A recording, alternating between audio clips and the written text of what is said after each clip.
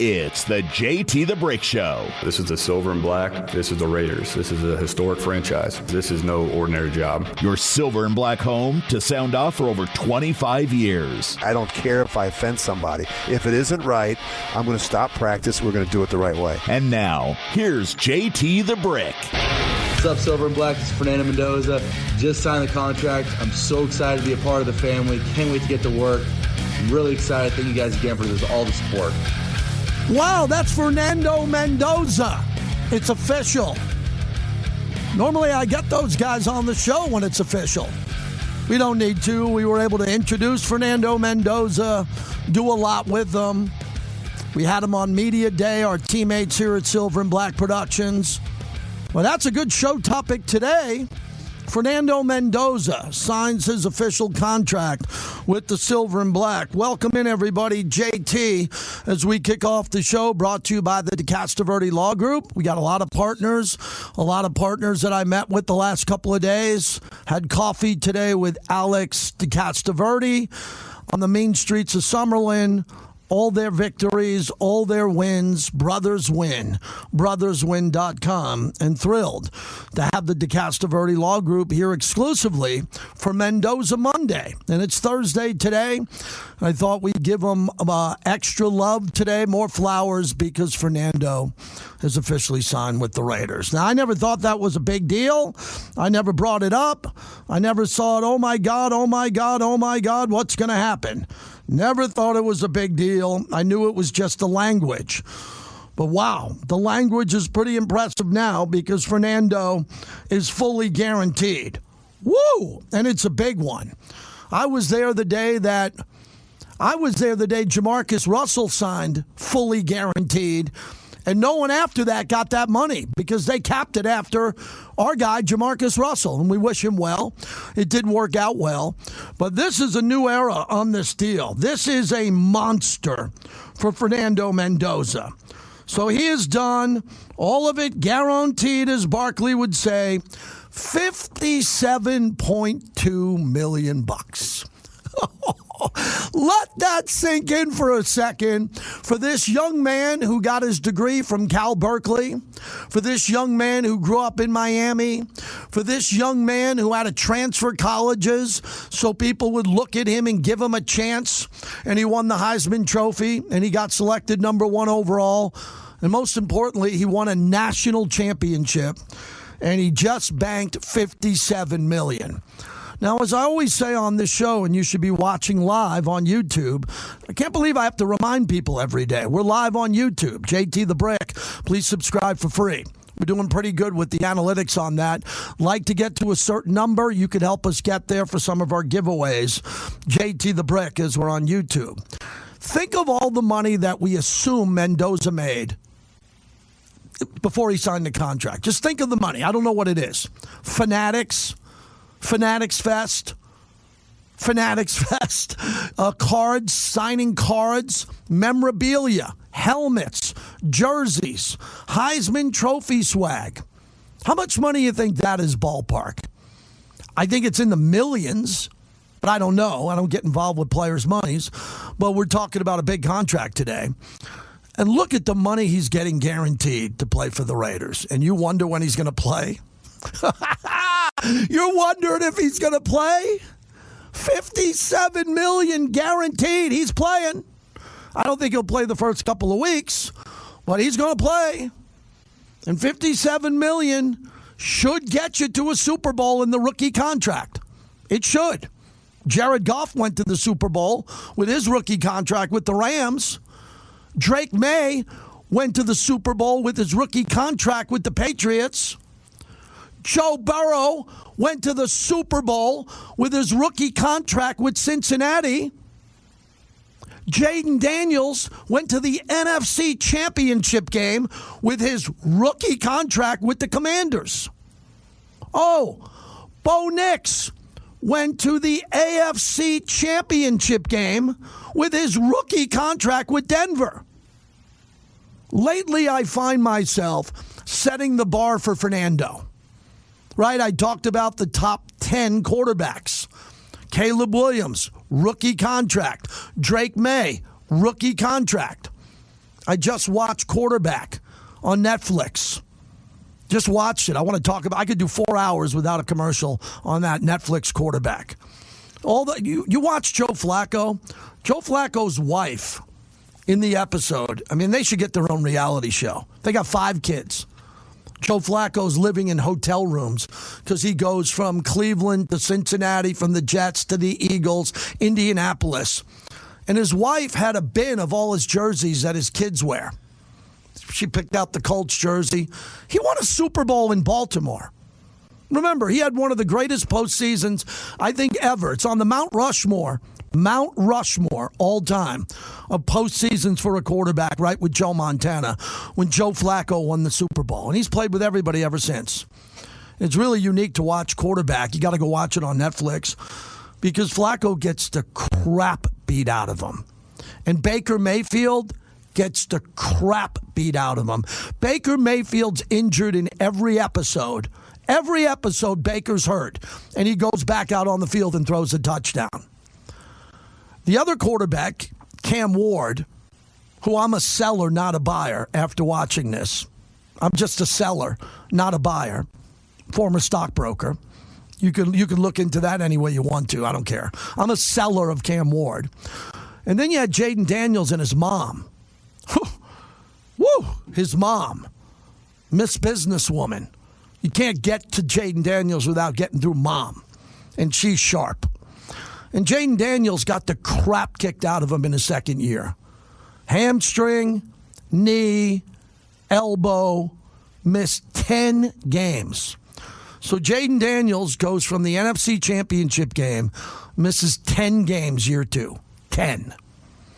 Joe Flacco was featured in Quarterback because Joe Burrow was hurt the whole year. Why do you think Joe Flacco played in Cincinnati? Joe Burrow was hurt. Last year, Patrick Mahomes was hurt. These guys get hurt. One of the things about this, and I'm going to tie it into Mendoza, so give me a moment. One of the things about this Netflix Quarterback, which you got to see, is how many hits these guys take when they release the ball. I mean, I swear to God, it's amazing they're alive. Like Flacco is at the end of his career.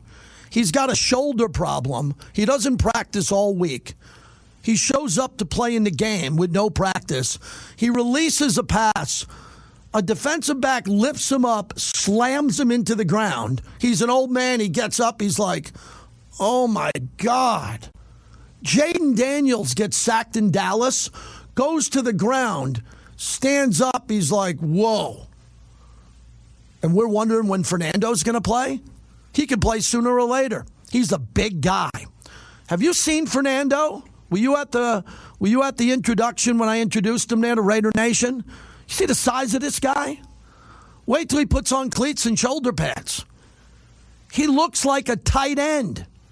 He's a monster. And now he's signed for $57 million. So today is the first show I can officially welcome Fernando Mendoza to the Raiders. Officially. And I want to do that today.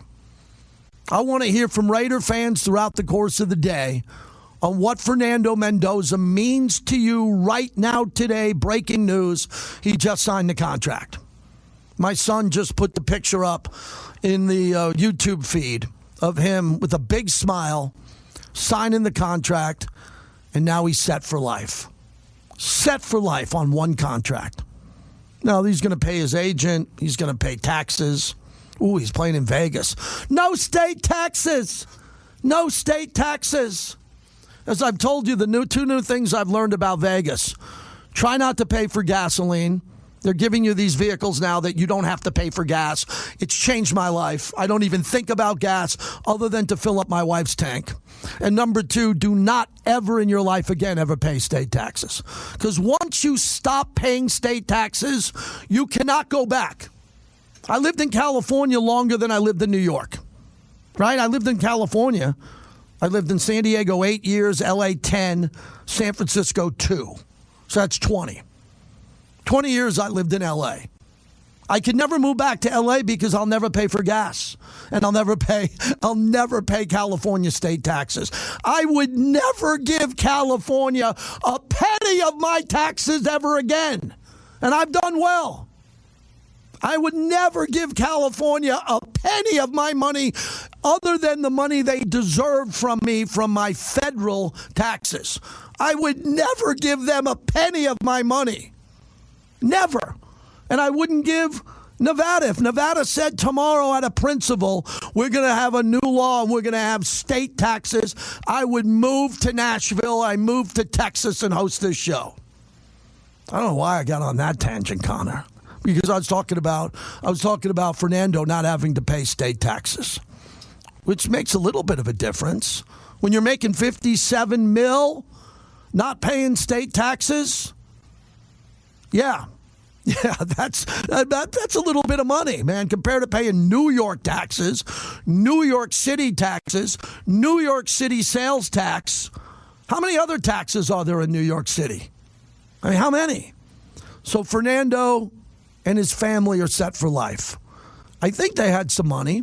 I think the dad is really successful. His mom is a beautiful woman. What a beautiful woman she is. A kind lady. Wow. And obviously they got medical expenses with what she's fighting. And Fernando can take care of his whole family for generations to come. Who wouldn't want to call me right now and congratulate him? Who in the Raider Nation wouldn't want to call me right now and congratulate our future, our franchise, our guy that gives us the only hope we have to winning a Super Bowl? We can't win without him. We can't. We cannot win without him. We tried with Jimmy Garoppolo. We tried with Geno Smith. We've tried with many. Rich Gannon had us at the finish line. What a great player he was. We tried with Derek Carr, who was a heck of a quarterback. And let me throw this into the show so it gets clipped from someone, but it'll get clipped from my sons first. Derek Carr is going to play in the NFL again. In 3, 2, and 1. Derek Carr, who I co-hosted his show when he had the greatest year of his life, is someone that I look up to high esteem at the quarterback position. Derek Carr was a hell of a player. I mean, he was really good. He's got every bleeping Raider record you want, other than some playoff records that matter. But Derek gave us a lot of chances to win. He was a really, really good player. Okay? And Derek will play again. There's no way Derek can end it this way. There's too many teams that need a quarterback. I mean, Derek Carr could start blindfolded tomorrow for the Cardinals or the Jets. And I think Derek should hold out because I just watched quarterback. I wish Derek Carr was playing. He'd be a great episode or a series of quarterback on Netflix. Derek with his kids and his great wife, and Derek playing golf, and Derek winning games. There's no way Derek Carr's not going to play again. All the guy had to do was get healthy. He's completely healthy now. Completely. He's ripping drives 290 down the middle in Tahoe. He'll play. And he should go. If Joe Flacco's playing, you're telling me Derek Carr's not going to play? I don't know where he's going to play, but he should play. So congratulations to Fernando. Who's going to be the first to call in and congratulate him today? I used to have a show where 9 phone lines were filled before I got. When I was parking, people would line up for the show. Now I got to remind people that I'm not just on AM radio. I'm on everywhere. 702-365-9200. Today's show is congratulating Fernando Mendoza on his largest contract in NFL history for a rookie. And he's ours. He's our guy. Okay, you want a better topic? I got one more better topic for you. I'm going to send it to my son so he can put it up here in the chat. Let's turn on the TV today. I turned on McAfee. For a bit, and he was doing division odds. Division odds to win the division. He put it all up there. And I walked by the TV, and I almost tripped. I had to go back and say, wait a second, freeze that. Let me take a picture. So I tweeted it at JT the Brick. Odds to win the AFC West. Are you ready? If you're driving, pull over because you're going to crash. I don't want you to crash. Pull over. These are the odds to win the AFC West. Are you ready? Kansas City plus 160. That means you bet 100, you win 160 if Kansas City wins the division. The Chargers at plus 190. You bet 100, you win 190. I think the Chargers should be the favorite to win the division. I do. I think the Chargers should be a favorite over Kansas City to win the division. Denver, plus 225. Bet 100, win 225. So we have plus 160, plus 190, plus 225, according to DraftKings. The Raiders, plus 2,000. What? To win the division? Plus 2,000. You bet $100, you win 2,000. You bet 1,000, you make some nice money there. You want to win $20K? Most gamblers have $1,000. So, as I'm showing this to the chat, and I'm showing everybody here on YouTube, I believe in bulletin board material. I believe in bulletin board material. This is some of the greatest bulletin board material I have ever seen. Now, because it involves gambling, I would not put it in the Raiders locker room. It involves gambling. Does everybody understand that? Don't take this out of context. It involves gambling. But I would put it in everyone's locker, underneath their cleats, and say, can you believe this?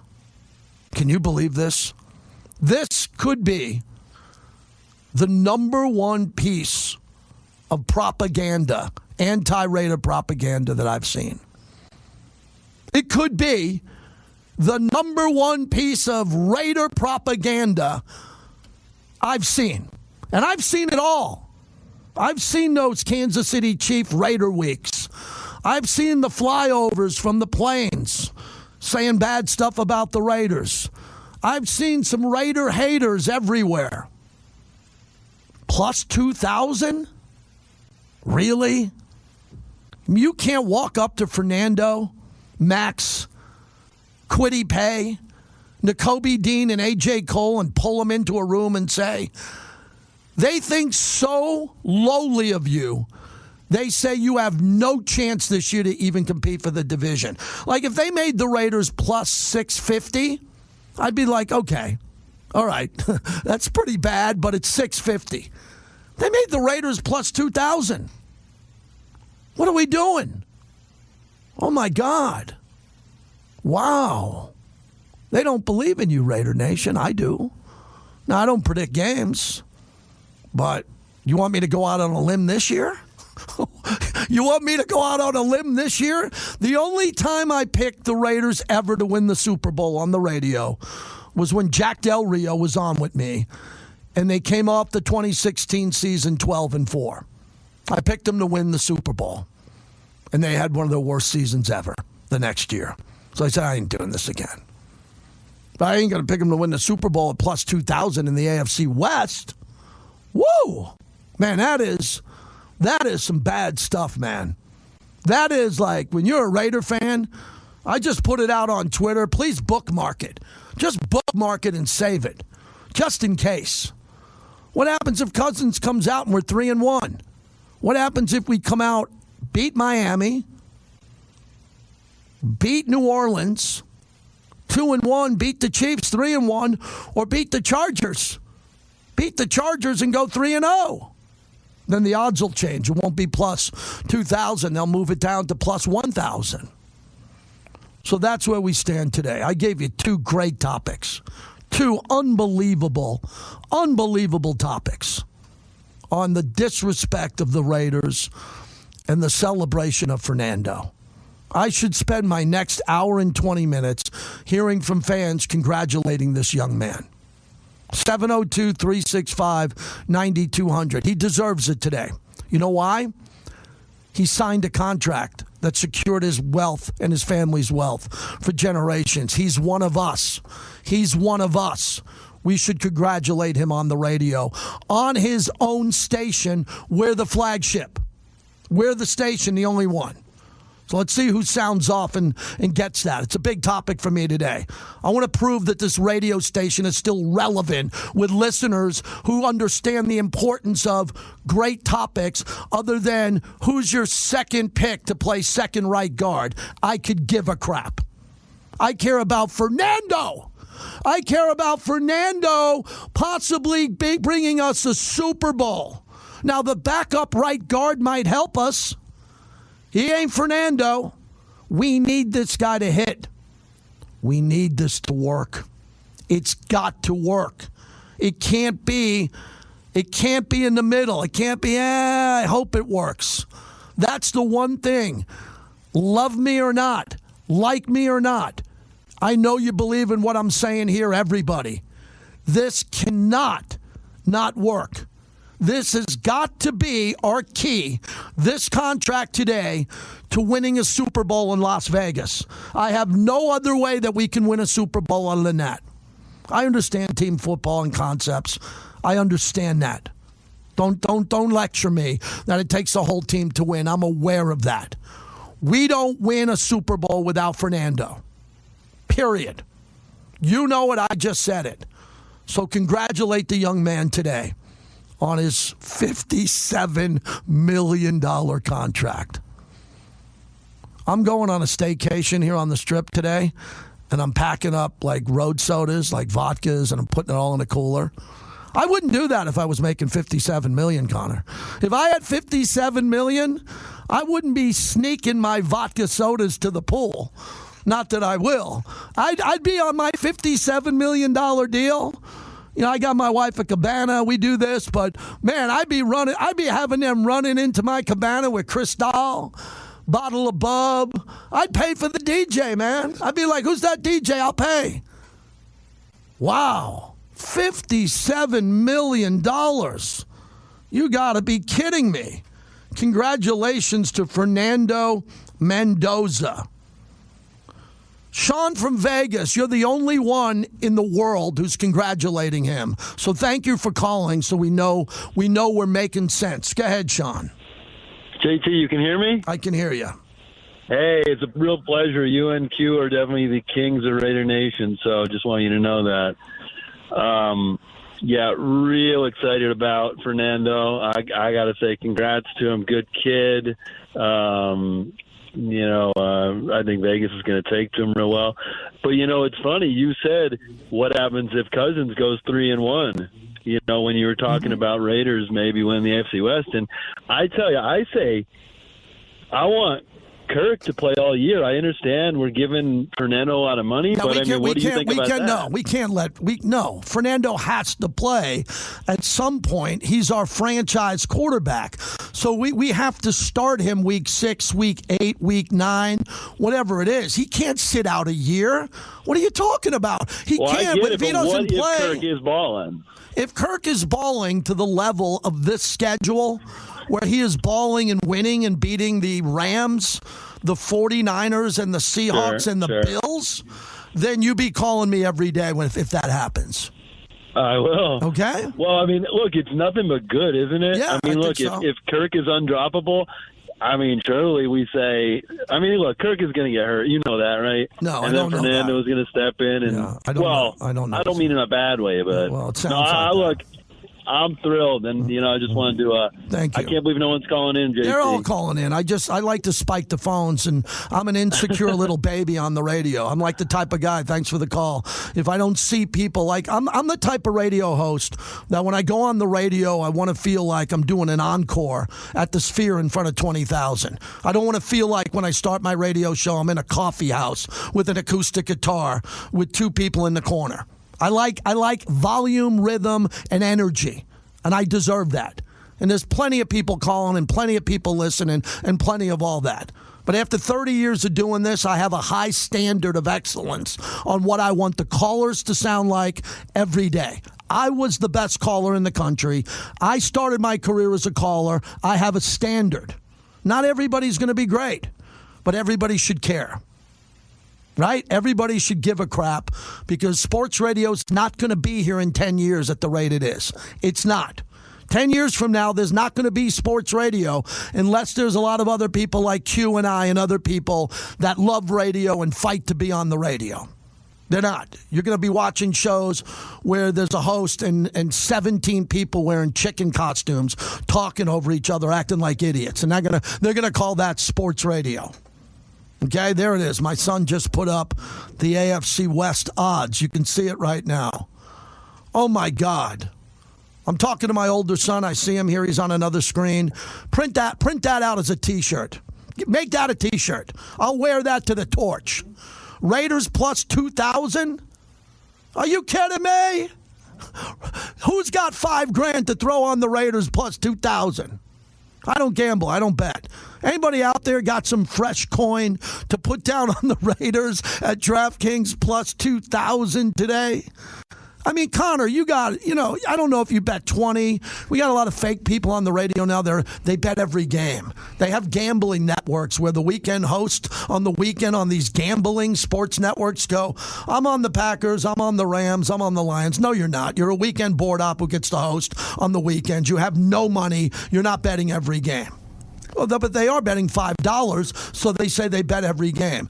Connor, would you pass or would you throw 20 on the Raiders to win the AFC West? Oh, that's an easy. You're throwing 20 on that. If you're a Raider fan at plus 2,000? Oh, come on. If you're a Raider fan, I'm going to call Mark Jones from the Black Hole. Mark Jones should do a promotion that everyone who signs up for the Black Hole, we'll take $10 and bet on the Raiders to win the AFC West at plus 2,000. I mean, wow, what bulletin board material. What do they think of us? What do they think of us? Big D, you've been known to throw a nickel or two down on a bet. How do you feel about plus 2,000 for the team of your life? Oh, absolutely. I'm going to throw down a Benjamin on that. That's a no-brainer there. I can't not do that. I'd kick myself if I didn't do it because you never know what's going to happen. Some teams rise out of nowhere, and why not the Raiders, right? I mean, the day the season ended, the planets became aligned. I mean, I'm so grateful. We've got the Super Bowl winning coordinator as our head coach now to go along with the number one quarterback, number one player in college football, a kid like Fernando Mendoza, not because of talent, because of the person he is and the heart that he has. I got a feeling that this kid is probably not going to spend a dime of his contract except for medical expenses for his mom. He comes off like that kind of kid is smart with his money, and any kind of endorsements he gets is what he's going to live off of. So I think it's great. I think it's a great day. I love this kid. I can't wait for him to get out there and show us what he has. That's all I got for you, brother. Thanks, Big D. Keep fighting, man. I know you're going through a big fight. Keep going through a fight. Keep doing that. Appreciate you, man. Love Big D. Thanks for the call. All right, so I want to thank another proud partner, Mount Gay Rum. We renewed them today. They dropped a case of Mount Gay Rum on me. That was nice. And Cointreau. Thanks to my buddy Tori, one of my dear friends, and our great friends at Remy Martin. You know about Cointreau. They have a new citrus spritz, which everybody's talking about. Orange and blood orange. Wow. The new sparkling cocktail, you'll want it on ice. Again, maybe another thing I'll pack in my cooler to go for my staycation that starts today at 2 o'clock. Wow, Fernando, that's a lot of money, man. $57 million? Ooh, $57 million. Get me the number on Jamarcus because I think he got $38 million guaranteed. I think Jamarcus got $34 or $38 million, which he deserved. Let me say this again. He deserved that. He was the number one pick, and 10 teams confirmed. 10 would have took him number 1 or 2. 10 teams. He had a 6-year, $61 million deal that had a max value up to $68 million with incentives. At the time, it was a historic rookie deal. Yeah, I need the rookie guarantee. I need the guarantee. 32. 32. That was it. $32 million guaranteed. And now it's $57 million guaranteed. That's a pretty good return on investment, isn't it? That's really good. That's fantastic. I'm so happy for Fernando. We'll take your calls the rest of the way. We're congratulating Fernando today. That's the show. What about LeBron? When we come back, I got something to say about LeBron. Woo! You want to stick around for that. We're brought to you by Finley Volvo Cars of Las Vegas. 215 on Rainbow. You get off right there. Across the way is UFC. You see it when you go up and down the 215. It's right next to Switch. You know that giant Switch compound they have? It's right next to it. And Mike will be there, and he'll test drive with you. You can get a hybrid vehicle, a lease you can buy. The cars are unbelievable. They're gorgeous. These Volvos are safe and they're gorgeous. When we come back, more on our day of congratulating Fernando. And is it bulletin board material that the Raiders are plus 2,000? Plus 2,000 to win the West. Is that fair or is that disrespectful? 702-365-9200. JT, we're rolling today. I give you my first 30 minutes. We go balls out, and then we look to hear from you. Welcome back to the JT the Brick Show, brought to you by The Black Hole. Become a member of football's most notorious fans. What's up, Silver and Black? This is Fernando Mendoza. Just signed the contract. I'm so excited to be a part of the family. Can't wait to get to work. I'm really excited. Thank you guys again for all the support. That's Fernando. Raiders' social media team did a fabulous job today. They were right there. Absolutely right there. As they were there to see him sign, I was talking to Clay in the hallway. Snapple, that's it, everybody. Iced tea, I'm having in Arizona. Snapple is from Long Island, New York, where I'm from. We were talking during the break. We can talk live during the break in our chat on YouTube at JT The Brick. So Clay told me the story broke 3 minutes before his show ended in the morning with Vinny Bonsignor and Vince Sapienza. And Fernando now is the biggest story today in sports, other than where is LeBron. So the biggest part about being a sports talk host is you have to evolve or change your mind if you see something that makes you change your mind. Like, I want Aaron Boone fired every day. They beat the Pirates in a nightcap. I would still want him fired. That won't change my mind. But when it comes to LeBron, the thing that I'd be concerned about now is that LeBron is now making people wait on purpose. Now he's doing it on purpose. I didn't think he was. I thought he had good reasons to wait until after the World Cup. I thought he had good reasons not to announce at Fanatics Fest because there were too many bigger stars than him there. Messi was there. Brady was there. There was no need to do it at Fanatics Fest. But he should have did it this week. And a buddy of mine said he shouldn't do it on the weekend. Right? He shouldn't do it on the weekend. If he's going to do it on Friday, that's what's called the news dump. People in the summertime, this is like one of the last weekends of the summer for a lot of people. The next couple of weeks, you don't want to drop that news on a Friday when people are heading to the beach. So with all that happening, I'm surprised we don't have a LeBron decision. And a lot of people are now looking Miami because of what Miami did with their mistake, their social media team putting out an announcement that they had him just in case. I'm still going Cleveland 1, Warriors 1A, and I wouldn't be shocked if the Warriors ended up getting him. Let's get out to Stevie G, who joins us. Stevie G, what's happening today? What's happening, JT? Congratulations to Fernando and the Mendoza family. It's not just the money for me, since you mentioned Jamarcus Russell earlier. Mm-hmm. To me, it's the timing of the signing. This guy is signed, ready for training camp, ready to get involved with his teammates, ready to produce for his team, not just for himself and his growth, but for his team. Jamarcus, when he signed, I believe, like the next week they started the season. Like, I think he missed all of the preseason, all that opportunity to grow and really adapt to the NFL game. Fernando's going to have a chance to do that. So I think, again, kudos for making the decision. You can negotiate, yes, but you can't hurt yourself in the team. And I think that's what Fernando did by getting this done, getting it signed, and now he's ready to produce for his organization. I think that is huge for what's going on. Now you can leverage the Kirk Cousins fact that he's there, and I want them to compete.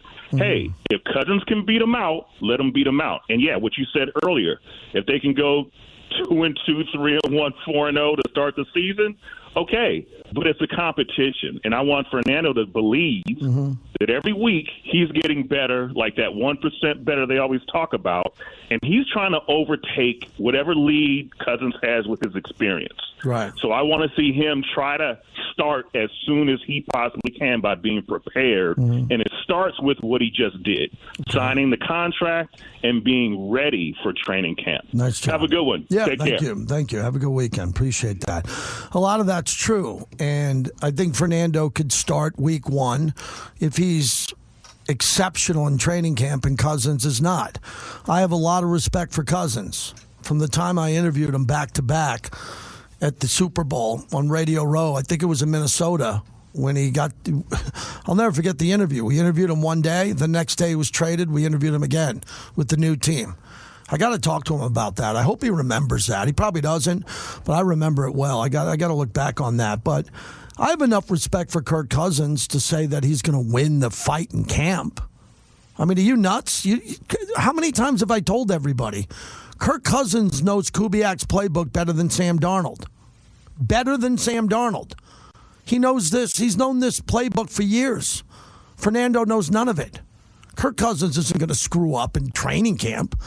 And God forbid there's an injury. I don't talk about injuries. I'm not predicting injuries. But I don't expect Kirk Cousins to struggle with this playbook. Now, if he goes into a preseason game and throws 2 picks and he had a couple of bad practices, I think the pot will stir. But I don't expect that to happen. I expect him to play really well. Tin, thanks for holding. Appreciate you calling in again. Go ahead. All right. So, barring grueling injuries, JT, Fernando Mendoza is set up. I think that activating him past midway through the season could be too late to stunt his growth. It could be. You're right about that. You're not the only one who says that. If you don't play him by mid-season, there's a good chance you throw away year 1 of the rookie deal. You basically threw it away. And as Chris in West Oakland says, year 2 is year 1 because you didn't play him year 1. And that's not going to happen. They're going to play him. They're definitely going to play him. He hasn't had his first NFL snap yet, and he's already walked the stage for College Player Award. And so for him to just propel off of a week 1 start, I say, and there's no way you could have him sit behind an already proven. I've seen games in the NFC East, and so we have to test out this new young blood. Yeah, we will. Appreciate the call, Tim. He's going to play. He's not going to play in the beginning, most likely, and I think everybody will be okay with that. I don't know anybody who's fighting that. But we're going to be at training camp, and when I'm sitting there on the sidelines talking to some people, I'm going to ask them the same thing when I'm talking to Mark Anderson or Ed Graney or whoever's there that I tend to talk to, Harry Ruiz, Levi Edwards, Paul G., and just to say, what do you think? What's happening? It's week 3 of camp. How do you think Fernando's doing? I'll know pretty quickly if people think he should be playing or not. And for myself, I'm not stressing it. I've stressed out a lot over the last couple decades. Man, I stress out over game after game, individual game. I'm not doing that anymore. Not. I'm just not. I guess it's maturity. I guess it's been around a while. As long as I keep my energy up on the radio and do a good job, I'm not going to sit there and freak out who's playing. When they tell me, we'll talk about it. When I'm on the torch, when I'm at the torch with Eric Allen and we wait for inactives to come out, we look at the list. Who's playing, who's not, that's when we go. That's go time. He's not playing today. Who's stepping up? We'll find out before anybody when Mendoza's going to play. And if it happens to be week 1, that'll be one hell of a storyline. That means he beat out Kirk Cousins at training camp. And I'm not going to say I don't think that's possible. It's clearly possible. I think it's highly unlikely that he'll beat out Kirk Cousins, who is a veteran quarterback who's playing preseason football, not regular season. Guys like Cousins don't get beat out in camp. Guys like Aaron Rodgers don't get beat out in camp.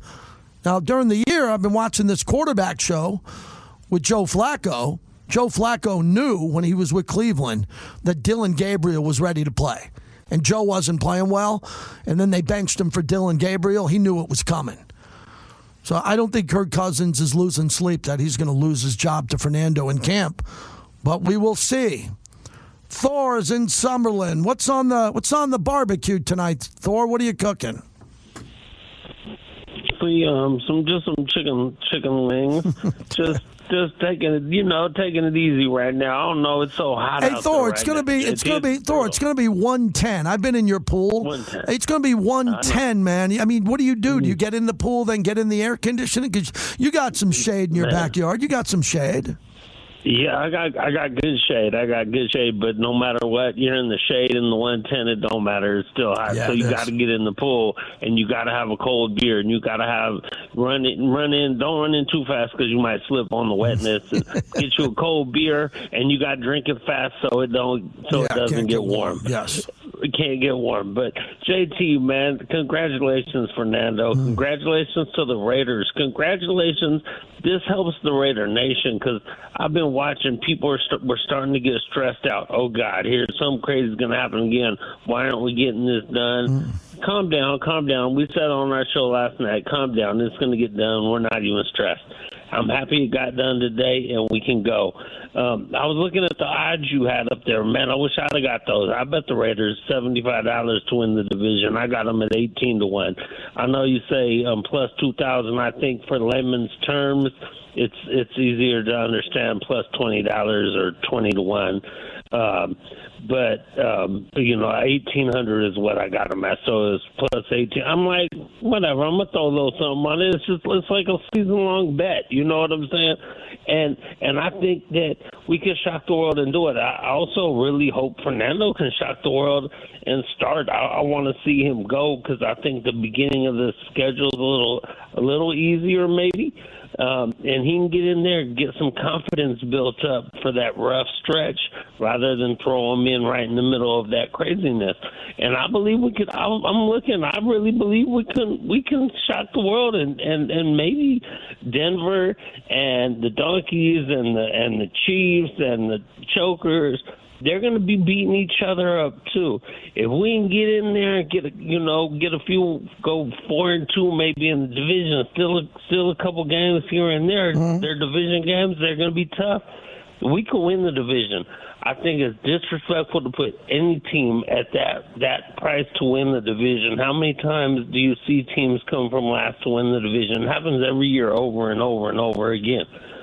Yeah, I think it's bet. I mean, not like definitely go bet it, but money wise for the price, I think it's the right bet, and I think Fernando hopefully gives us the best chance, the unknown, the rookie, and just catch lightning in a bottle with him. That's what I'm hoping for, JT. Thank you, buddy. Fired up for this season, it would be. Let's go, you Raiders. got it, Thor. It'd be nice for the Raiders to shock the world this year. We don't do a lot of that, too, here. Shock the world. What shock the world? I'd be disrespecting Clint Kubiak, who I'm going to be interviewing this year, if I said 7 wins is a good year. You think I'd ever say that to a head coach in the NFL? You think this is my first bleeping rodeo? You think I'd sit on the flagship of the team and say 6, 7, 8 wins is a good year after Al Davis wanted to win every game and said, just win, baby, and Mark wants to win every game? Can you imagine sitting behind a microphone saying 6 wins is good? That's a fireable offense. That's a fireable offense to get on a radio show on the flagship of any team, the Arizona Cardinals, the Pittsburgh Steelers, the Jaguars, and say 6 or 7 is a good winning season. The only thing that counts is winning Super Bowls. Making the playoffs is second, but winning championship matter. The Raiders are a franchise built in championship pedigree. It's been a while. We get it. They're not here to be competitive. They're here to win. Don't ever lose that. Don't ever be that fan and claim to be a Raider fan and say 6 or 7 are good. Say 6 and 7 are realistic, but don't ever say it's good. And I'm catching a lot of that crap from Raider fans. It'd be great if we won 7 games. Who the hell are you? Imagine going up to Al Davis or Mark or John Spytek and saying it'd be great to win 7. Imagine going up to Brock Bowers and saying, hey, Brock, congratulations, he just got engaged. My wife showed me the picture. That's a nice ring. Imagine going up to Brock and saying, hey, Brock, can I get your autograph? It'd be great if you won 7 games this year. Stop. Don't tell people it's good to win less than more. They're professional athletes and coaches. They want to win as many as they can. 702-365-9200. Johnny Katz next hour. Wow, late edition. Our entertainment reporter. And coming up next, top of the hour, Wasted Talent. Whoa, Wasted Talent's coming in. The incredible podcaster, streamer, Wasted Talent, near the top of the hour as we continue on the flagship, celebrating the signing officially of Fernando Mendoza. How cool is that? How cool is that for Fernando and his family? As they say, we're eating good tonight. I don't know where Fernando's going out to dinner tonight, but it should be really good. He deserves it.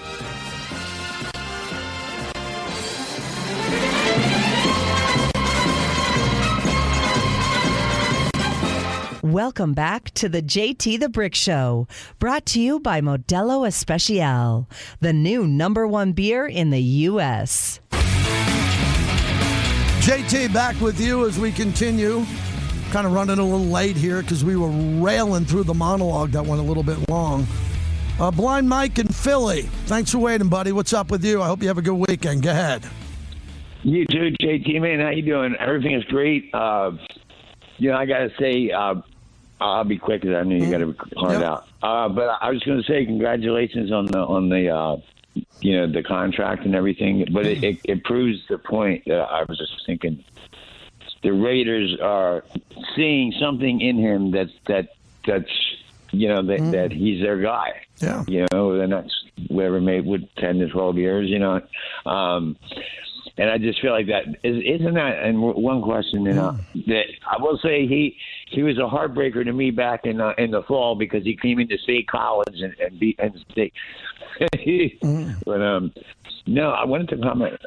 Go ahead, Mike. Tell me what you want. Go ahead. Okay, you think the state of California, when it comes to with the state taxes and stuff, why couldn't they fix the LA Coliseum? Not the LA, the Oakland Coliseum. Oakland. I appreciate the call, and our Wi-Fi just went down. Beautiful. Because Oakland has the worst politicians in the history of sports. That's the answer, and use it. And quote me, quote JT the Brick on that, because I'm an expert on that topic. Oakland, California has the worst politicians in the history of sports. I'm not saying the history of everything, right? I'm not looking to fight Democrat versus Republican. It's not that. All I'm saying is that Oakland, California has the worst politicians in sports history. Because politicians have to know sports. You have to. I don't care if you're a mayor, a representative, a congressman, you have to know sports. You have to know about your sports teams. Oakland's failed politicians who have all been voted out and fired ruined sports in Oakland. Now, you can have fair shots at the ownerships. You can go after the owners, say what you want. Everybody deserves to get a little criticism if you don't like them. Remember, Oakland's politicians are the worst. No, they're worse than Chicago, Big D. They're worse. They're worse. Oakland is the worst, and they'll be remembered for that. No one will ever do sports business in Oakland with the politicians that are there, unless you vote new politicians in. And I ain't voting in Oakland, so you don't got to worry about me. You don't got to worry about me. I ain't voting in the town, in the biggity-o. They don't care about my vote. But Oakland, the politicians failed them. Wasted talent next. It's the JT the Brick Show. You just get up every day and you take one step at a time and you keep going and you show up. We have a big mountain to climb, but we're not trying to do it all in one day. Your silver and black home to sound off for over 25 years. It's really important to me that we're a gritty team, that the way that they were back in the old days. It's nothing that we say, it's what we do on the field. All the little things that win that have nothing to do with scheme. And now, here's JT the Brick. Back for hour number 2, last hour of the week. Vinny Bonsignore in for me tomorrow. Next week, we count down to camp. And camp this year is going to be hopefully spectacular. Everybody's talking about Raiders camp. Brock Bowers, healthy. Kirk Cousins, healthy. Tyler Linderbaum, healthy. Malcolm Kuntz, healthy. Right? Everybody's healthy.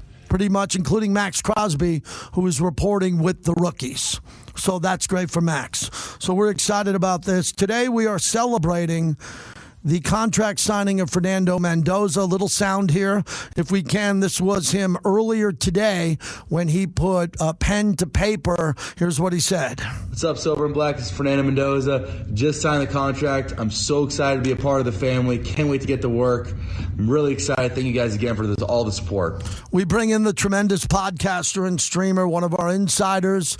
You'll hear him here every week during the season. Wasted Talent joins us. I think it's a pretty big day. I mean, I know you knew and I knew that he was going to sign, but he's getting it all guaranteed. Read the room for me about the enormity of that contract. I mean, this is really the pinnacle note in the Raiders moving forward and really becoming a powerhouse in this league if he can live up to the potential that we all feel like he has and live up to, some of the lofty expectations we have for Fernando Mendoza as a fan base. And I know the team definitely does, and I know people that are watching the Raiders definitely do. I think that, now that they got the deal signed, the contract isn't the story anymore, and it really wasn't a huge story because we knew it was going to happen. I think the story now is simple. When are we going to see him on the field at this point? Yeah, what do you think? I mean, has anything changed with that? I don't want to do a lot on that with you, but I got to ask you, you set me up beautifully there. When do we see him on the field? When you're streaming and talking to your audience, are they calm and under control in this topic, or are they banging the drum to get him out there week one? It's really weird because this is one of the subjects in my podcast. Most of the time, the populace of the fan base is really hyperbolic. But it's really down the middle. There were a lot of people who are on board with, the whole him sitting for as long as possible, and Kubiak and Brady's plan.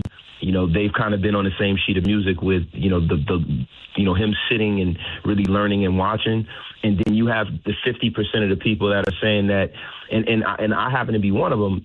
I feel like playing is a part of development. Mm-hmm. I don't know if he should start day one, but sitting to me doesn't mean development, right? Like, I would like to see him at some point in the season. Right now, I think what's going to determine that is how well Kirk Cousins plays, how well the team is doing, and if the team is in a situation where they're in a hunt for a playoff spot and Cousins is dealing out there and he's playing up to the standard that he's played most of his career, then I have no problem with them going into year two and letting him come out year two.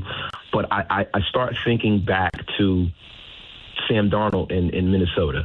And the part of that kind of creeps into my mind to where I'm saying to myself, like, man, I want to see the kid as soon as possible because I just don't want it to be any drama. I just want things to kind of hand off to him, and he goes on and he becomes a great quarterback, and he's our guy for the next 10 to 15 years. Yeah, I can't picture how Cousins could lose that job in the preseason. Have you thought about that? Because I just know how well he did under that playbook with Kubiak and the Minnesota years. So I don't see him struggling at all at practice or in meaningless preseason games. It won't be meaningless. A lot of people are going to fight for jobs. I just don't think Cousins is going to be fighting for his job. No, I don't, unless Mendoza is just a phenom. If he's a phenom, and to me, JT, I'm look, for all my years watching the league, following the league, he is one of the brightest young men that I've seen come into this league. Mm-hmm. And he's a stud. We haven't seen him take a snap in the National Football League yet, but I have a tremendous feeling about him. Like, even going back to, and I hate to go all the way back to Jamarcus Russell, but I never had that feeling about him. Mm-hmm. Even back then, I knew that situation was really kind of touch and go. But with this kid, I have not had more faith in a draft pick that the Raiders has picked in my whole life being a Raider fan. So why are you so confident? Why are you so confident with him? Is it size, his knowledge of the game, his humbleness, his game awareness? You've seen a lot, and you've saw all the film and what he did in college. What makes you believe that he's going to live up to all this hype? Because when I judge quarterbacks and I judge, how well they're going to do, the main thing is can they absorb information fast? right? He has that in spades, right? Is he tough? What happens when you proverbially punch him in the mouth? Mm-hmm. We've seen that numerous times with that kid. As soon as he gets hit, he plays even better. And beyond that, it is the fact that he works like he's a UDFA and he's the number one pick. Yeah, there's not a lot that separates a lot of these guys from an athletic standpoint. Most of what makes people great, and you can even see that with Brady, Manning, it is the love for the game, how they focus, how they train, and really, to be honest with you, their will. The kid has an iron will. I can't see any metric to where he's not successful, like for real. And I'm not just saying that to be like a homer or like a super Raiders super fan or anything like that. This is just strictly football acumen. I think this kid is going to be a lot better than people in the media are giving him credit for. I think he's going to be a stud. Wasted Talent is our guest. Check him out on all his platforms. So what's your big camp confusion, or the camp concern is the word I want, where you want this thing figured out in the first couple of weeks of camp? Is it JPJ? Is it the cornerback position? What concerns you? What concerns me is definitely, the JPJ situation, because, if we go into camp and it's not kind of solidified very early that he is going to be the guy starting over there at guard, then now it comes into question some of the concerns there were under previous coaching regimes, right? So now this will be the third coaching regime, right? And now the cool thing going into this season is that he definitely knows that he is going to be a guard. It's not this back and forth yo-yo situation where he's a center or guard. Where's he going to play? He knows where he's going to play at this point. But, bringing in guys like, Trey Zoon III, like that kid was phenomenal in college. Right. He really was. And, you got Caleb Rogers, you got Spencer Burford, who has started a lot in this league. JPJ, based off of where he was drafted and being a second-round pick and all of the hype around him and all of the expectations that we have around Jackson Powell-Johnson, I believe that if he is the goods, that will the cream will rise to the top proverbially fast. This should not be a camp battle to me. Him being a second-round pick and him being a third-year guy, I think that this should be kind of boilerplate, so to speak. Like, it should be, hey, Colton Miller, you are the left tackle. Tyler Linderbaum, you are the center. And Jackson Powell-Johnson, you are a guard. And if that's not the case, that would concern me, because that means that this assortment of guys are either great and it could be a glass half full situation. But if he's not a solidified guy, the way I looked at this line was that we knew we had three starters already. And if that's not the case, then that will worry me a little bit. Wasted Talent is our guest. So let's get to the secondary. If we started today, Stokes would start. If it was week one, who's on the other side?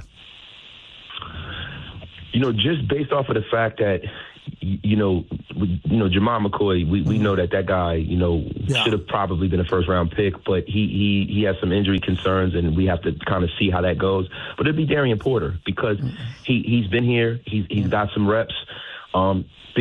Big kid, has a lot of talent. But I just based off of the fact that he's had more snaps at this level, he should be the guy on the other side of Stokes. We got rookies like Hezekiah Massis. Zeke Massis looks like, a guy that's really, really going to he's going to pay a lot of dividends. Like, he's a guy that when I was doing mock drafts and scouting players, he was a guy that I had a lot of faith in. And I think that eventually, towards the end of the season, you're going to see him out there a lot. But I think initially, Darian Porter is going to be the guy. And hopefully he can kind of ward off the challenges and kind of hold down that position and solidify his draft position. Let me ask you about defensive tackle. Is someone going to evolve into a Pro Bowler on the interior, or are we just going to rotate a bunch of guys? I think that it's probably going to be, defensive tackle by committee, but that's not necessarily a bad thing if guys are fulfilling their role. I mean, you have a situation with Rob Leonard where he has a lot of different he's going to have a lot of different packages, right? And Rob Leonard is a guy who has been under a lot of great defensive minds, and I know he's probably going to put that together almost like a gumbo, right? So you're going to have a situation where I don't necessarily know if you're going to need at this point in the game, a guy to be a Pro Bowler. I think what you're going to need is you're going to need for guys to fulfill their role and do a good job of it. But if there was anybody I could see taking that next step, it's Jonah Lualu. Like, Jonah Lualu played phenomenal last year, and a lot of people have overlooked him. But let me tell you something. I think this year is the year that he takes that step forward. And then we forget that we got Adam Butler on his roster. I mean, Adam Butler has always done a phenomenal job since he's been here with his team. I don't think that there's as much of a gap as people think with this defensive line group. And when you got guys that are those big hog mollies down there, JT, I'm going to be real with you. You know, a lot of the times you want to have an assortment of guys rotating in and out because they get tired really quickly. And it harkens me back to the first Eli Manning Super Bowl with the Giants when they had Big Freddie Robbins and they had, Offer and all those guys. They were a group of committee of defensive tackles, and the reason why they were so effective is because one would play for 2 downs, the other would play for a down, and they kept rotating those guys out, and they just would send constant pressure to the point where they were able to beat the undefeated Patriots because that defensive line was able to rush 4 and drop 7 indiscriminately without those guys getting tired. So to me, I would like to see something like that here with the Raiders because, if we look at how this defensive line is shaping up, at first I was concerned, and then now that we have Max Crosby back and we've added the assortment of players on from the linebacking core, bringing in a guy like Kwity Paye, Kieran Crawford, all these guys that you have, you got Malcolm Kuntz coming back. You have so much depth, actually, to where, I think that this Raider defensive line is going to make a lot of noise this year. Now, I'm not going to make any proclamations because we got to see what it looks like. But just theoretically on paper, you have a lot more tread on the tire to be able to go to different formations. You have a lot more tread on the tire to be able to sit guys and get a standard of play that is commiserate to how better than what it was the last few years, because we haven't had a lot of depth. The key thing that I've seen this offseason throughout this team is how they've been able to kind of reload this team with depth. And I'm very, very excited to see what we get really in preseason in some of the scrimmages. I can't wait till they scrimmage Houston because that's going to be a great litmus test on both sides of the football because Houston is such a talented football team. Finally, what do you think about LeBron not making a decision yet? What are they saying back east? Because Philly's not that far from you. What are you thinking here? There's no decision for LeBron yet? What the hell is that all about? Man, look, JT, I'm a humongous New York Knicks fan, but I've been a big supporter of LeBron James throughout his career. And when he's come out, because of all of the hype coming out and him exceeding the expectations that were laid out for him. But at this point in his career, to me, and this is just my personal opinion, if he doesn't go back to Cleveland, I'll lose a lot of respect for LeBron. Right. To go back to where it began, like all of this nonsense, the decision and trying to kidnap the narrative of the season, just make your decision and move on, man, because at this point in his career, the man is in his mid-40s at this point. He's broken every record that he can break, and if he's playing because he loves the game, then you already know where you want to go. But if you're playing because you're trying to find a situation to where you can try to win another championship and try to get closer to the legacy of Michael Jordan, that's never going to happen. People that love Michael Jordan, and I'm a guy who grew up, I personally couldn't stand Michael Jordan. I'm a diehard New York Knicks fan, right? But I respect Michael Jordan, and I understand his greatness and what he means to the NBA and to sports in general. But at this point, no one is going to look at you as greater than Michael Jordan, even if you win 7 championships in the twilight of your career, because they're not going to give you any credit for it. So it's like, man, listen, just go to where you're happy and go and have your little victory lap. Do like I remember when Kareem was about to retire, and Kareem, they would have the rocking chair for him, and he did his farewell tour, and Kobe Bryant did his farewell tour. Just go do your farewell tour, man, and do it with grace, and do it in the place where it started. All of this trying to, make go to Miami and go to, Philly. Let them young guys figure it out down there in Philly. If you want to go in Miami, look, all of those guys, look. It's just all this super team. Not like the Knicks have shown everybody that is not the metric to win in the basketball at this point. So I would hope that LeBron James just get over himself and just go and make a darn decision. It's just like, come on already. Yeah, I'm assuming you're going to have a stream up here with Mendoza becoming official, heading into camp. What do you got lined up? Yeah, definitely. We're rocking and rolling tonight. We're going to go over that. We're going to go over, some roster projections. At this point, we don't have a whole lot of tread on the tire, right? Because we don't know what's going to happen yet. But, man, I'll tell you what, when you start getting that whiff of football coming back, everybody gets excited. So I got to be there for Raider Nation. Take care, my friend. Enjoy the weekend. I always appreciate you. Thank you. Thank you so much. Have a good one. You got it. Wasted talent. I think he's really good. Really, really good. That's why we have him on. He's fantastic. He really has a calming demeanor when he talks Raiders. Really does. And I love having him on because he gives a different perspective of what he sees compared to what other people see. That's really why you listen to podcasters, streamers, radio hosts. You watch things. You want different opinions. You want other opinions from other people. I think I talk too much. 5 hours a day. I want to hear other people's opinions. I've always told you that. You can always let me know what you think. 702-365-9200 as we continue. And Johnny Katz is going to join us from the Las Vegas Review-Journal. I love putting him on. He's the elite entertainment reporter in town. And we want to know what's going on this weekend. So my wife and I are going to get out of town, but not far. We're going to staycation in town. We were going to a couple of different places. We were just up in Boise. She was in Florida visiting her mom. I went back and visited my family. And, I'm trying to see my mom and dad more. Dad turned 88. Dad's 88. Mom's 87.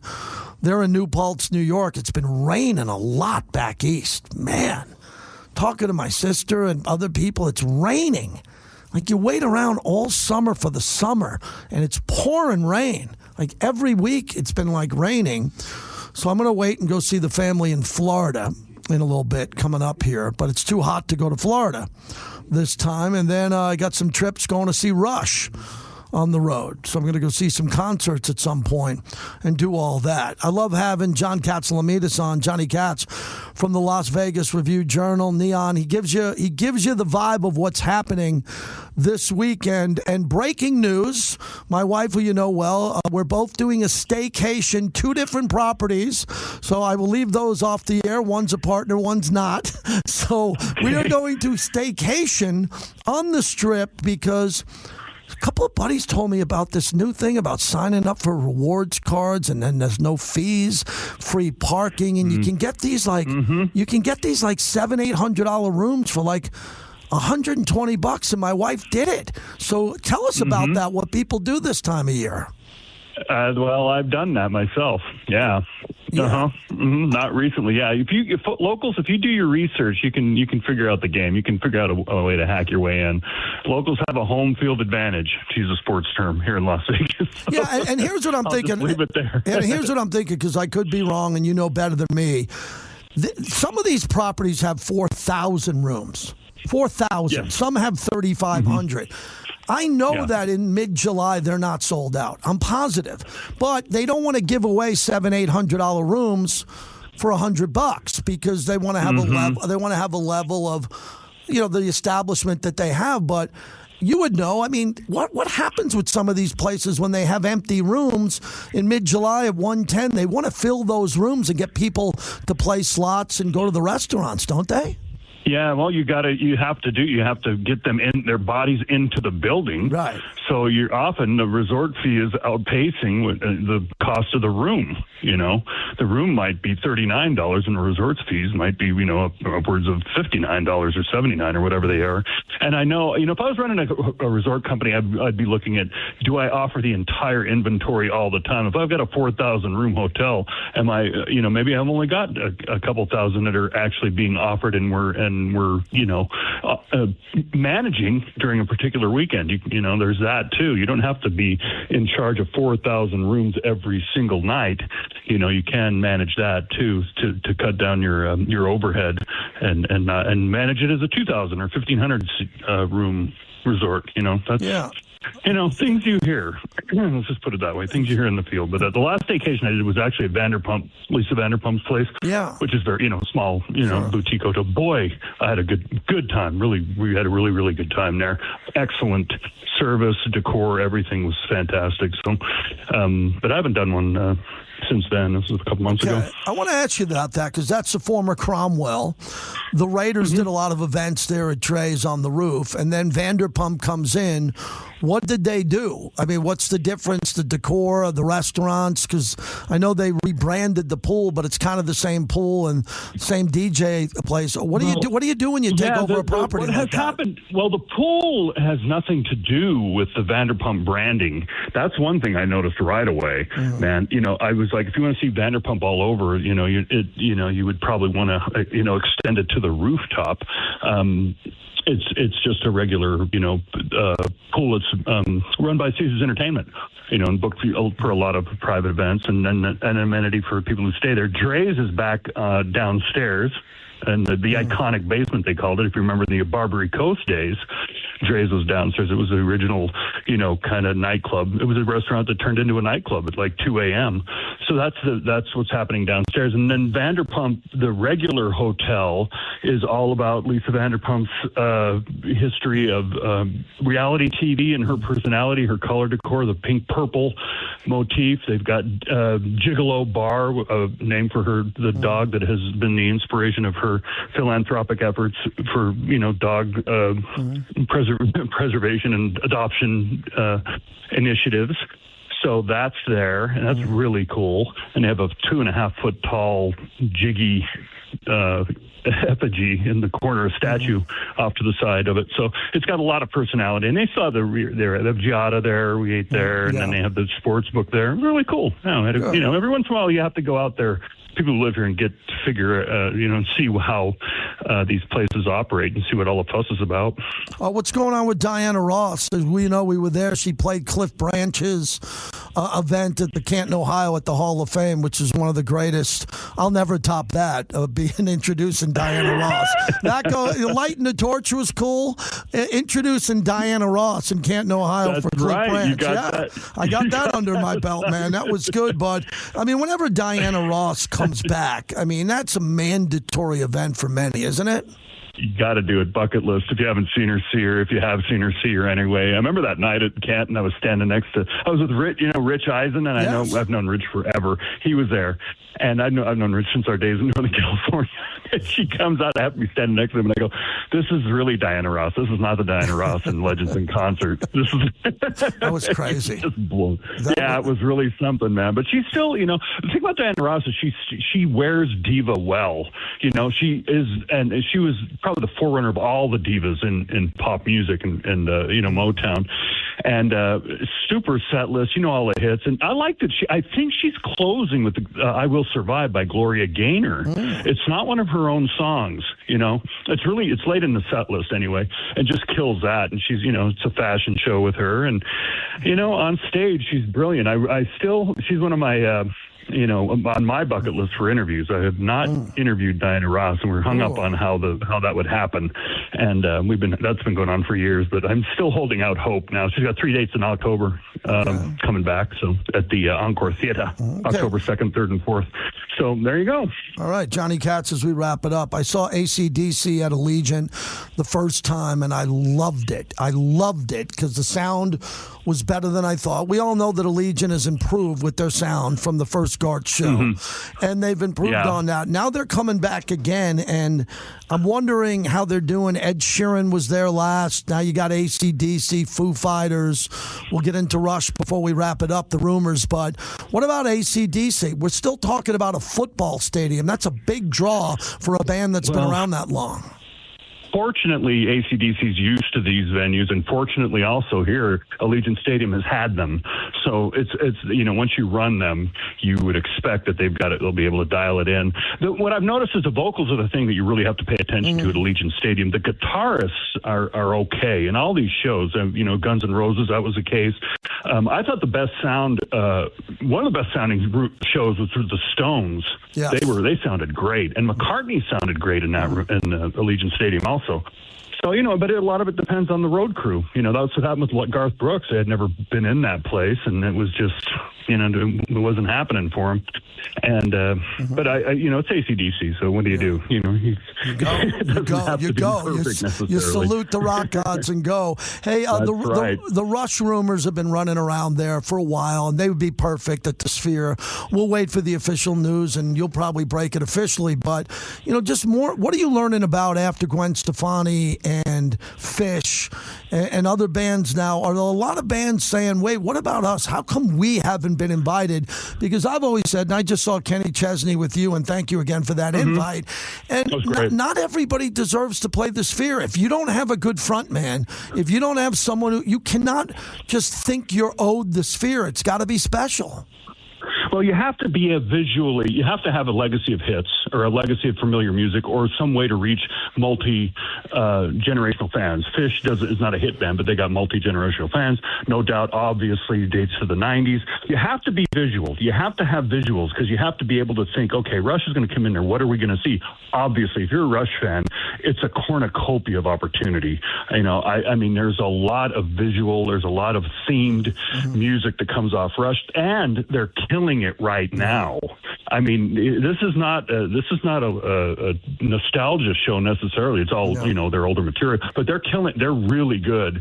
The Annika Nielsen, the drummer, is fantastic. So they are the talk of the music world right now, and obviously Sphere is the place to be. So there's a natural tendency to want them to come here. As I've reported, it's been talked around and rumored around, and speculated that they're in talks, and they were in talks many years ago to come to Las Vegas. They just never agreed. I've heard one unconfirmed report that was Alex Lifeson, who didn't like the idea of coming to Las Vegas, and Al had to agree to do it. But I would love to see it, as you know, and I know you would too. Yes, so I'd go crazy. I would go crazy. That is a my wife knows that is a big. I mean, if they do 16 shows, I try to go to 10. If they do 12, I try to go to 8, and we'll go together. Hey, have a great. What's the one thing this weekend for those who are coming in from out of town or are locals that we should see, because it's just here on the Strip and everybody should get out to it? What's happening this weekend? Yeah, I got a couple for you. I got, the Stray Cats are going to be at the Chelsea at the Cosmopolitan. They're not going to be doing that many more dates. If you're a local, on Saturday night, get to Nina DiGregorio's Femmes of Rock String Symphonic Rock Show, orchestral rock show at Smith Center on Saturday night. This is something special. These are all Las Vegas musicians, all classically trained, bringing rock and roll, classic rock, and it is phenomenal. They've never played Reynolds Hall before. This is their first time doing it. They've been at Myron's. They sold out Myron's like 20 times, and that's where I'm going to be Saturday night. So if you guys are listening and want to see this, that's the time to do it. That would be great. Hey, lastly, my wife wanted to know if you had a recommendation on the Sin City Stones. We met at a Stones show, and they're playing out here in Vegas, and I'd like to go see them, and their social media looks really good. Yeah, the Sin City Stones. It's a rock club show. Yeah. It's the Stones as if you see them in the Roxy or I like that. That type of place, at the Viper Room, that type. And they are musically very good. Bring earplugs or their furniture plugs because it's loud, but it is a fun show. Yeah, it is. It's a loud show. It's like, I'm telling you, and it's the guys are they're all in there. They're like a younger version of the Stones, and they come out and they just crush it. They really deliver the music. So, yeah, I've seen it probably 4 or 5 times. Yeah, now. we're going to try to go see it Thursdays and Saturdays. Thursdays, Saturdays. Thank you, my friend. Horseshoe. Be well. Yeah, we'll talk to you soon, brother. You got it. There he is, Johnny Katz. That's it. He tells you what's going on this weekend. Smith Center. AC/DC's coming. Rush to Sphere. I had that in my back pocket, and I kept it quiet. Someone told me, who I'll be podcasting with, do not say anything, and I did not. I'm very good, Connor, at keeping secrets. I'm not bad. I'm not the guy you tell something, and I'm going to tell everybody, but I held that one. So I'm counting on Rush playing Sphere, and that'll be big because I got tickets to go see him in a couple spots, but that's the big one. All right, that was a half hour of content. We went from wasted talent into Johnny Katz. The rest of the show, unless LeBron, right, we're looking at Shams. Everybody looking at Shams, making sure LeBron didn't sign today? I'm telling you, I say that. I'm not joking because he might have. I mean, when you look at what's he going to do? What decision is he's making? Why hasn't he made a decision yet? So as I update Shams Charania, There was nothing. The only news today is that Celtics forward Jordan Walsh has agreed to a 3-year, $50 million contract extension to stay there. That's it. The world is waiting on LeBron James. When we come back, the rest of the show is you congratulating Fernando for signing his deal. So I had a half hour where I couldn't talk to you. I got a half hour where I can take your calls. 702-365-9200. Man, we are welcoming new partner after new partner again, and some of our old friends who are coming back. We are thrilled to welcome back Modelo. They never go anywhere. They know I have a bucket of Modelo's every Friday. I will be having Modelo's poolside on the Strip in Vegas this next couple of nights. Welcome back to the JT the Brick Show, brought to you by M Resort Spa and Casino, the official hotel of the Las Vegas Raiders. What's up, Silver and Black? This is Fernando Mendoza. Just signed the contract. I'm so excited to be a part of the family. Can't wait to get to work. I'm really excited. Thank you guys again for all the support. All right, we're rolling here. That's Fernando. We're congratulating Fernando Mendoza for his new contract. He signed it today, $57 million, all guaranteed. And how was your day? We're brought to you by Grimaldi's, the best pizza I've ever had. Real quick update, a week from tomorrow. So as we get to a week from Friday, we'll be live at Grimaldi's on Eastern, and we'll be there for a training camp pizza party. So we'll have slices, we'll have pizza, we're ready to go. So we hope you can come to that and enjoy Grimaldi's. If you haven't had it yet, wow, it's going to blow you away. It's the best pizza I've ever had. People stop me and say, do you really drink Modelo? Yes. Do you really drink Fletcher Azul? Yes. Do you really eat Grimaldi's? Exclusively. Grimaldi's is in my house constantly. Grimaldi's, the best pizza I've ever had. And then I think starting next week, so practices are going to be at 7:30 in the morning. I work till 11 o'clock at night most of the week, so 3 nights a week. So what I'll do is I'll get to practice. We'll watch an hour of practice, say hi to a couple coaches, some people, come back here, do the show noon to 2. I do my night show, and I'll try to go to as many practices as I can. If I'm not at a practice, Q will be there, Vinny will be there, Clay will be there, Vince Sapienza will be there, and all of our insiders. The insiders that we have will be there reporting. Now, over my years with the Raiders, I don't care if there's like a batted ball. I don't care. Like someone knocks the ball down. I don't care. Like Max Crosby knocks down the ball. I don't care. He's Max. But what's the most important thing about training camp is rotation. Who's playing and who's not. Last year, we had a front row seat of Jackson Powers Johnson not knowing what he was going to do. He's playing with the ones. He's playing with the threes. Come on, man. Leave him alone. Let him play. And this year, all eyes are going to be on JPJ. All eyes. Right out of the gate. Is he playing or not? Is he getting enough run with the ones? And I'll start interviewing people, and we'll talk about that. And then they'll have media sessions where they'll speak after practice, and I'll play that in its entirety. If Kirk Cousins speaking, we're playing it. Okay, that's how I get through camp. One of the ways we get through camp is we play sound of players and not talking to me, players talking to the media, and that's coming up here in a little bit. So we got a lot going on as we have it here. OG, Original Raider, on the line. What's happening, Original Raider? What's going on? Well, thank you for taking my call, JT. I go way back to 68 with the Raiders when we were playing at Kezar Stadium. Congratulations to Fernando. I know he's going to be ready. I want to see the rest of the team ready for him. Is the offensive line ready? Great. Brock Bowers, Mike Mayer, are they ready? Wonderful. Genty? Great. When they're all ready for Fernando, put him on the field, not a minute before then. I do not want to see him become Jaden Daniels or all the other guys who got beat up and hurt early in their career. I'll take the rest of your information online. Yeah, I mean, look, these guys, this is a 3-win team. Everybody needs to play. It's a 3-win team. We're not that good where guys don't have to play in the preseason. You know, a couple of years ago when Coach Gruden was here, we were like, okay, don't play him, don't play him, don't play him. He's too good. No, everybody needs to play. We're not very good. If we're only as good as our last game, we're not very good. We get the number one, pick for a reason. We weren't good. So we need practice and we need players to play. And the coaches need to coach these players to see if they'll be ready and they can trust them. It's one of the things we've heard that Clint Kubiak said in these press conferences. He wants to see these players and be able to trust them and trust the coaches. I think what's really cool with this scenario is he's going to be in a situation where he's going to put some pressure. He's going to put pressure on the players, but the coaches too, to see how the coaches can coach under pressure in the preseason or in a practice.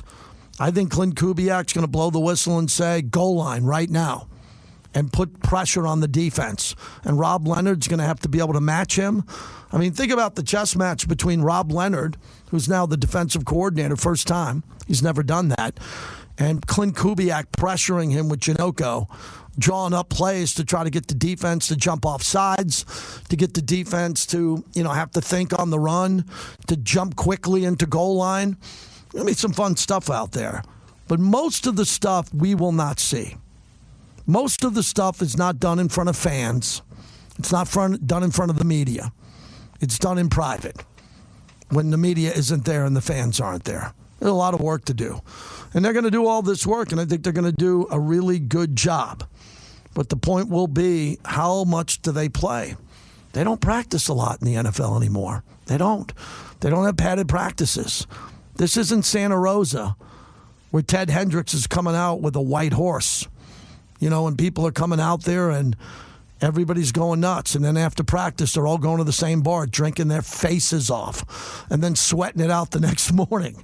The 70s Raiders, right? 70s Raiders up in Santa Rosa, partying hard, playing 6 preseason games. Talked to Fred Biletnikoff about that. How many preseason games? 6. How many did they play? 6. You didn't get the day off. You didn't get the day. You played. And then you had practice in pads. Connor, tell us about the Summer of Fun. What are we giving away? What's the word of the day? Yeah, some great stuff going on, like you mentioned there. Just a reminder, Raider Nation Radio 920 and Terribles are bringing back the Summer of Fun as we go all summer long as we celebrate the America 250. This is an awesome thing going down right now, and this week is your chance to win the Southern California theme park trip. Lots of fun parks to do out there, and if you want to get out there, now is your chance to win. All you have to do is text us the word of the day. I'm about to give it to you to 702-365-9200, or if you don't want to just go down to California, then get that $3,000 cash. Everybody knows that bills come around. This is always that time of year when you want to stack up before the fall. You can take that cash if you like, but to win, you're going to text us. The word of the day is freedom. Freedom is the word of the day. Text us at 702-365-9200. Thank you.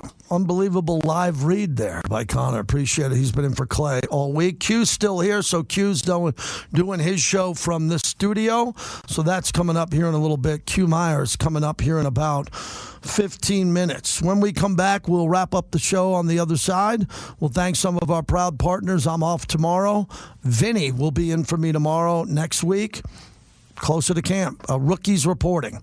Vets next week. And then after that, it's going to be interesting to see the rookies working out with the vets. And the rookies are going to get after it this year because they want to make the team. Vets are going to make the team. We got 7 new starters. 7 new starters, in my opinion, in the offseason. They're going to start. That means they're going to start. They're not going to lose their job to rookies. Rookies are going to have to beat out other rookies to make special teams, to make the roster. And that'll be fun because this camp feels like it's going to be different than last year, where it mattered how many jump shots you could make.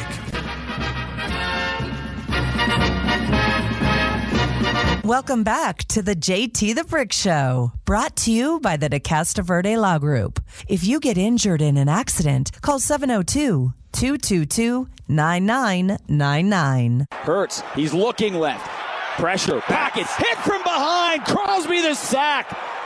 A coverage sack, to say the least. He had time to throw as Crosby flies over to the Raiders sideline. His 10th sack of the year, and the Eagles are going to settle for a field goal opportunity. All right, that's another Jason Horowitz, great play-by-play callers. We're brought to you by Woodson Bourbon Whiskey. Charles Woodson, our go-to whiskey. He built a legendary career on the field and building an unbelievable brand off the field. Woodson Bourbon Whiskey. Make sure you get a couple of bottles or a case. Have it around the house.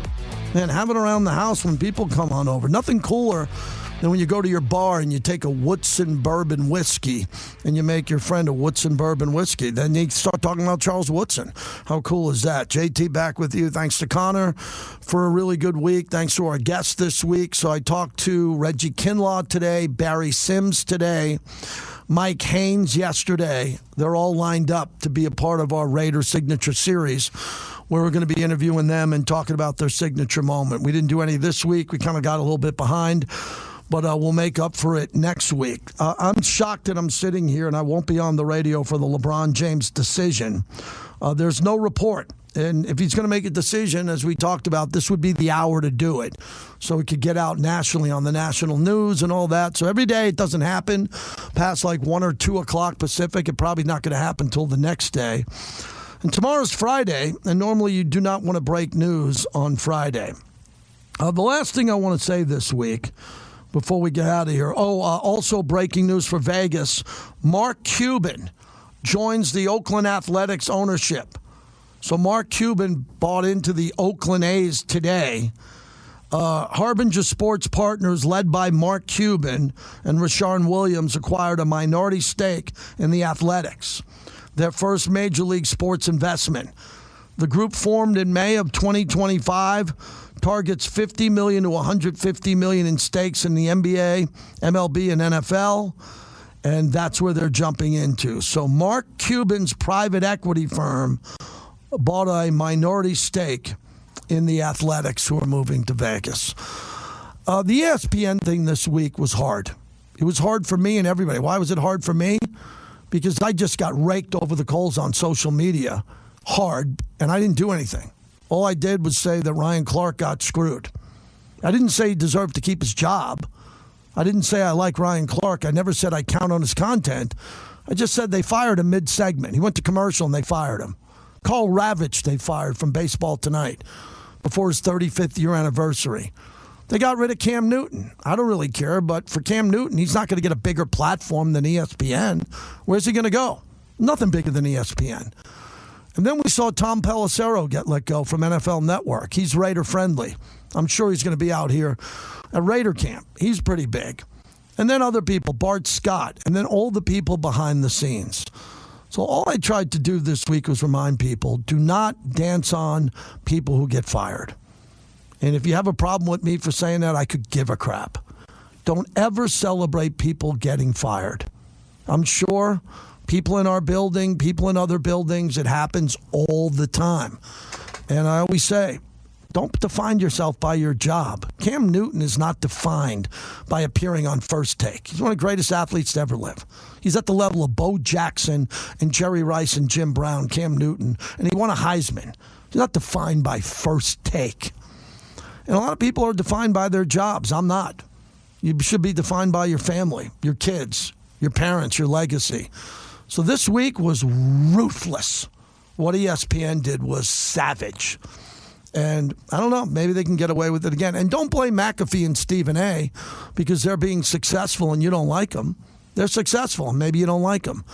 But they're not really the reason other people got let go. They got let go because the bosses let them go. Have a great week, everybody. I'll be back on Monday. Mad Dog Sports Radio Sunday, 9 a.m. to 1. Heading down to the Strip for a little staycation for a couple of days. Is it really, Andrew, 110 out there? 110? Let me double check that. Q's outside. He's coming in. Las Vegas right now, 106. High today, 107. Saturday and Sunday, the high will be 109. Take your pets for walks early. Make sure they have water. Make sure you don't accidentally leave them out and lock the door. Don't leave them in your cars. It's that time of year. Be careful with your kids and your pets and your cars. Be careful. Have a great rest of the day, everybody.